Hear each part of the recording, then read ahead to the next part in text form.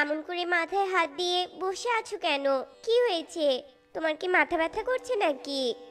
না টুনি, মাথা ব্যথা নয়। আমি ভাবছি কাজটা তো চলে গেছে, কাল থেকে প্রথম রমজান শুরু। এবার আমরা কি করে দিন যাপন করব, তাই ভাবছি গো, কি করে তোমাদের মুখে দুমুঠো খাবার তুলে দিব। তুমি অত চিন্তা করো না তো টোনা, আল্লাহর উপর ভরসা রাখো। তুমি দেখবে একদিন না একদিন আমাদের গরিবের ভাগ্য খোদা পাল্টে দিবে। সেদিন আমাদের কোনো দুঃখ থাকবে না। সেই থেকেই তো আল্লাহর উপর ভরসা করেই যাচ্ছি। কই, ভাগ্যের তো কোনো পরিবর্তন হলো না। আমি এমন হতভাগা যে তোমার আর মেয়ের সব চাহিদা ঠিক মতো পূরণও করতে পারছি না। তুমি আমাকে ক্ষমা করে দিও। আরে টোনা, কাঁদছো কেন? শান্ত হও, সব ঠিক হয়ে যাবে। একটা কাজ চলে গেছে তো কি হয়েছে, তুমি আরো কাজ পাবে। শোনো, আমি পানি আনতে যাচ্ছি। টুকির স্কুল থেকে আসারও সময় হয়েছে, তুমি একটু রেস্ট নাও। আচ্ছা, তাড়াতাড়ি চলে এসো, আর সাবধানে যাবে কিন্তু।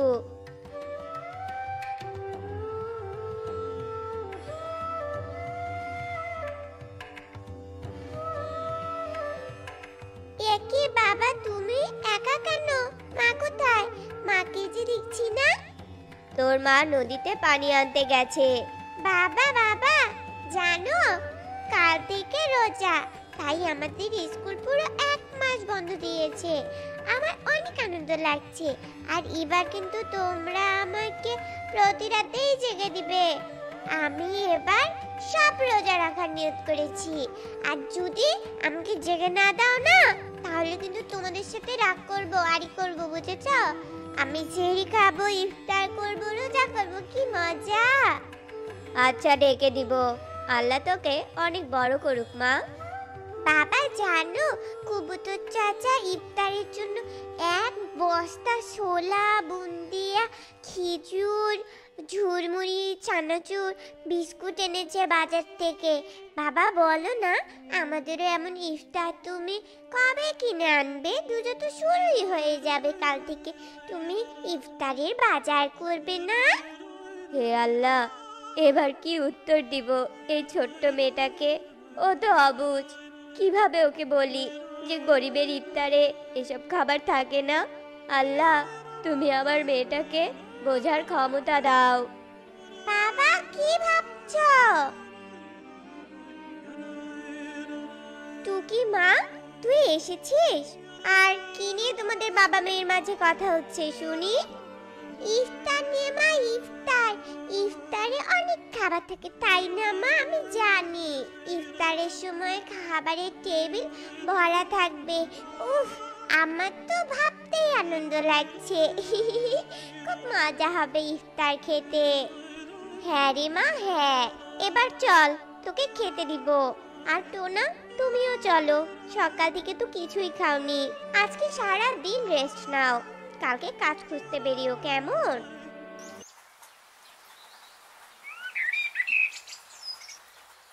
টুনি, টুকিকে দেখে রেখো, আমি কাজ খুঁজতে যাচ্ছি। টুকি কিন্তু রোজা আছে, ওকে রোদে যেতে দিও না। রোদে গেলে মেয়ে আমার অসুস্থ হয়ে যাবে। আর তুমিও বেশি রোদে ঘুরঘুর করো না, কেমন? তুমিও তো রোজা। বাবা, ও বাবা, বাবা কোথায় যাচ্ছ তুমি? ইফতার না জন্য? শোনো বাবা, আমার জন্য একটা বেগুনি বেশি করে নিয়ে আসবে। আমার বেগুনি খেতে খুব ভালো লাগে জানো। মচমচে বেগুনি খেতে কি যে মজা, খুব মজা বাবা। ঠিক আছে মা, আমি চেষ্টা করব আনার জন্য। আমি এখন আসি।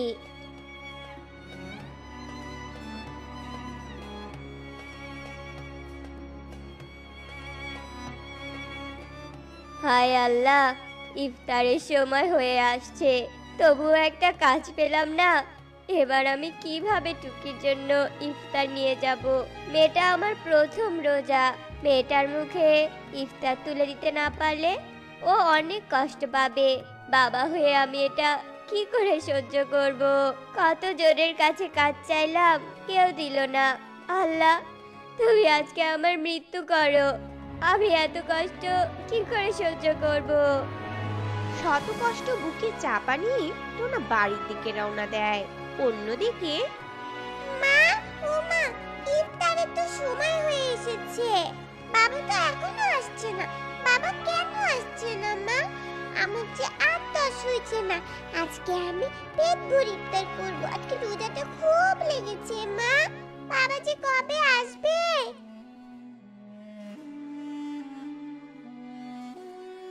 বাবা, ও বাবা, তুমি এসেছো? কই কই দেখি, দেখি আমার ইফতার দাও। দাও দাও, আমার ইফতার দাও। আমি প্লেটে বেড়ে দেই। বাবা, ও বাবা, তুমি খালি হাতে কেন এসেছো? আমার জন্য ইফতার আনোনি?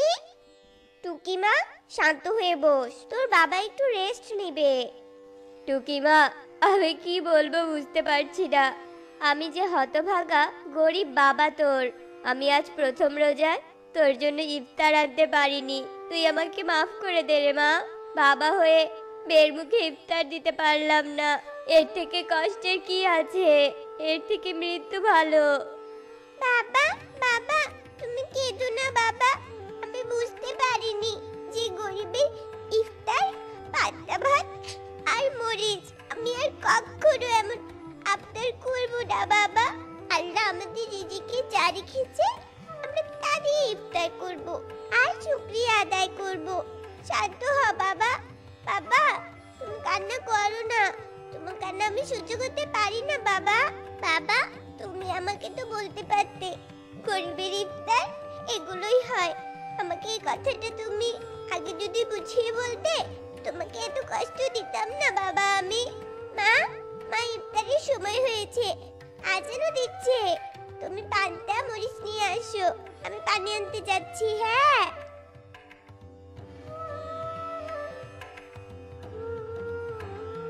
আলহামদুলিল্লাহ, ইফতার শেষ। টোনা, মসজিদে নামাজে যাও। আমি টুপি সহ ঘরে নামাজ আদায় করব। এইভাবে কষ্টে কষ্টে ওদের দিন চলতে থাকে।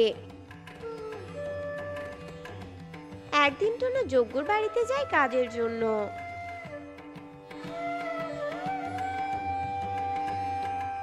তুই যখন এত আকুতি বিনতি করছিস, বেশ, তবে কাল থেকে তুই কাজে আসিস।